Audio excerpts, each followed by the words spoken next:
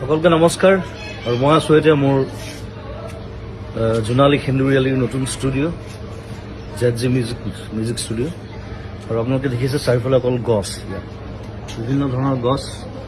মই ষ্টুডিঅ'টো বনোৱাৰ আগতে গছবিলাক লগাই লৈছোঁ আৰু এই গোটেই বছৰটো আমি ঘৰৰ ফল মূল খাইছোঁ, চব্জি খাইছোঁ ষ্টুডিঅ'ৰ, আৰু এটা সম্পূৰ্ণ গ্ৰীণ পৰিৱেশ। ঘৰটো মই গ্ৰীণ ৰাখিছোঁ সেইকাৰণে যিমান পাৰি ষ্টুডিঅ'টো।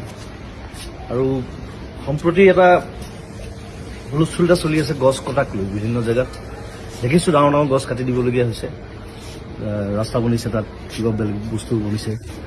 গতিকে আৰু চৰকাৰে কৈছে যে আমি গছ কাটিছোঁ যদিও আমি বিভিন্ন ঠাইত গছ ৰুইছোঁ তাক বেলেঞ্চ কৰিবৰ কাৰণে।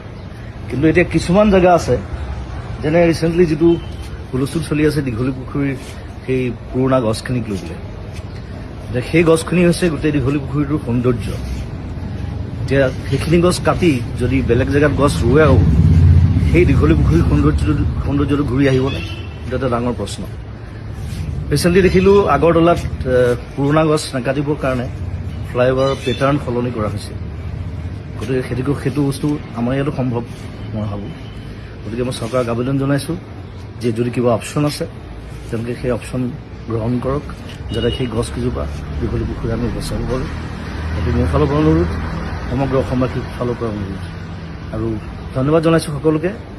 আৰু এই যিটো আমাৰ বিপ্লৱ চলিছে গছ সংৰক্ষণ, গছ বচোৱাৰ, তাত সকলোৱে সহযোগ কৰক।